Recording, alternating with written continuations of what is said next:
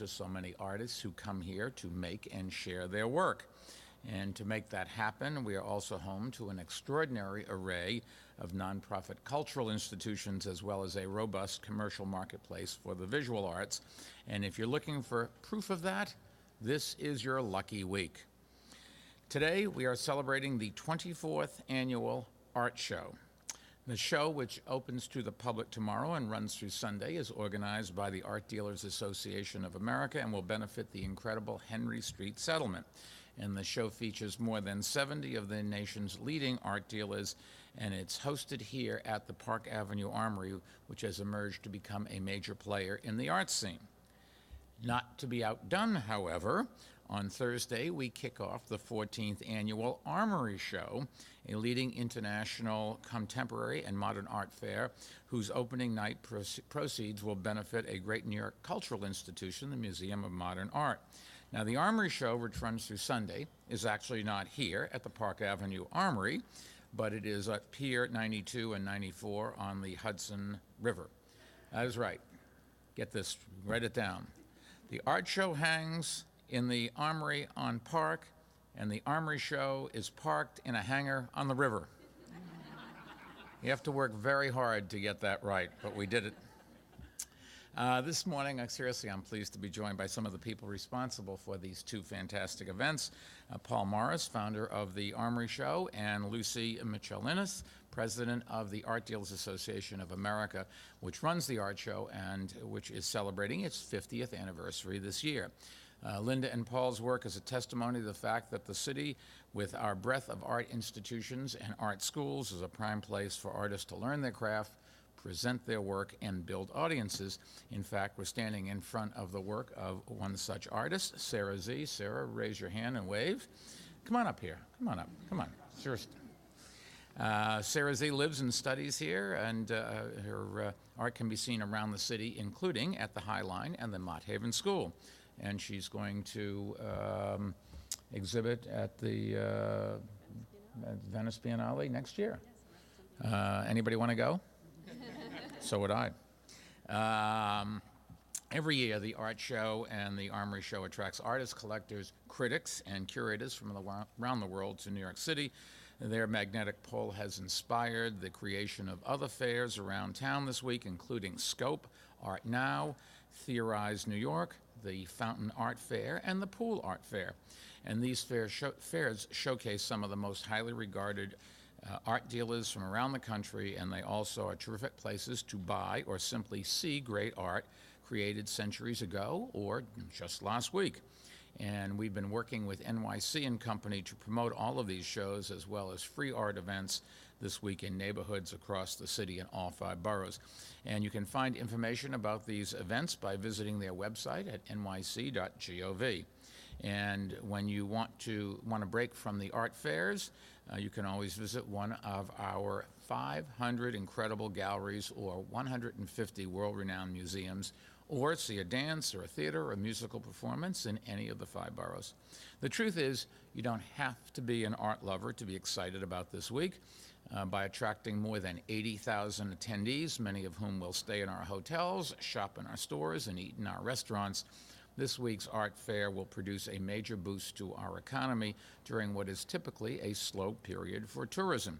In fact, we expect the art show and the Armory Show to generate something like $55 million in economic activity, and most of that is money that directly supports New Yorkers working in our hospitality industry, like restaurant workers, hotel staff, and cab drivers. It is also important to note that we really are the home to this dynamic activity all year long. Later this month, for instance, we have Asia Art Week and the Association for International Photography Art Dealers Show, and these events help underscore why the arts and our exceptional artists are so critical to our city every single day of the year.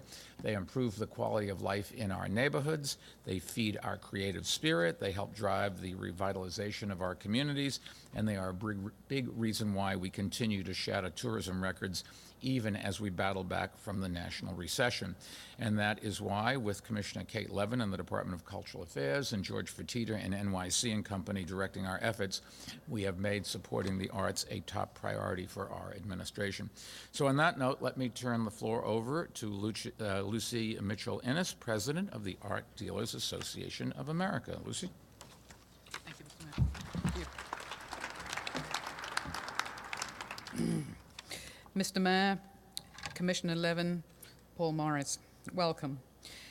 Thank you all so much for coming to open the art show in this, the 50th year of the Art Dealers Association of America, which was founded in 1962.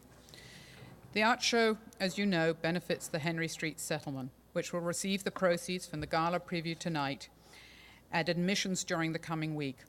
We are proud of our 24-year partnership with Henry Street and would like to acknowledge David Garza, Henry Street's Executive Director, and the wonderful services that the organization provides. Come on. Come on up.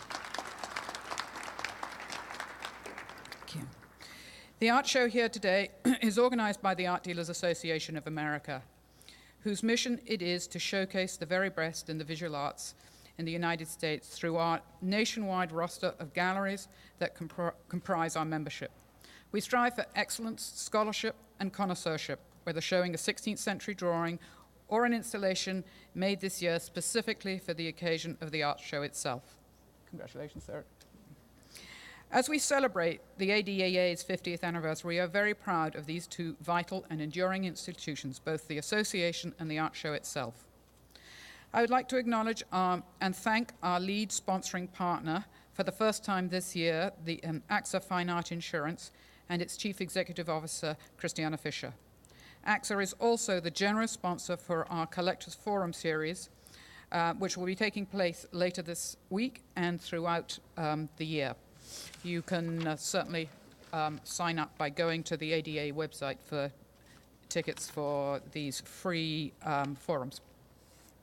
I'd also like to recognize the Armory Show, which is open tomorrow at the Piers on the west side, and we welcome Paul Morris, the Executive Director.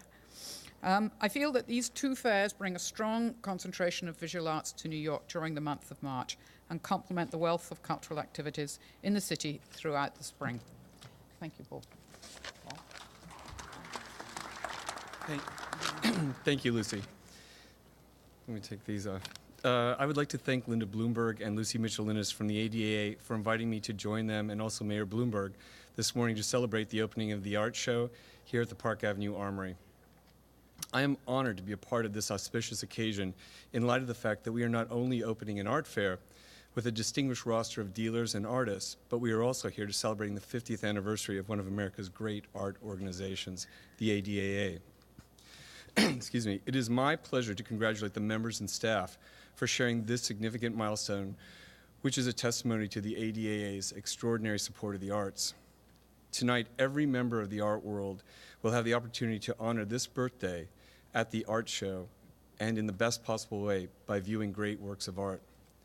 It is a pleasure to be a part of a week filled with exciting art events specific to New York. I would like to invite all of you to continue your passionate support of the arts tomorrow at the Armory Show when we open the 14th edition of the fair and launch the start of another event-filled Armory Arts Week. Between the art show, the Whitney Biennial, the New Museum, Triennial, 11 concurrent art fairs, and countless gallery openings, the international art world must acknowledge the unique and central position New York takes in the contemporary cultural production, consumption, and enjoyment. The ADA and the Armory Show have a long-standing natural collaboration, one that was even highlighted on the cover of this month's Art and Auction. As art enthusiasts across the globe continue to strengthen the early spring cultural week-long event, it is our pleasure to continue and share this week with the art show. Happy birthday, ADAA, and thank you for letting us all celebrate your vision and accomplishments. Paul, thank you, and Lucy, thank you. I should point out that Linda Blooomberg, who's Executive Director of the Art Dealers Association of America, no relation, we spell Bloomberg differently, but that's okay. Maybe somebody screwed that up. And Kate Levin, our great Commissioner of Cultural Affairs. And I do want to, since I'm so proud of our my speechwriter who came up with this was so clever. I'm going to tell you once again what the difference is.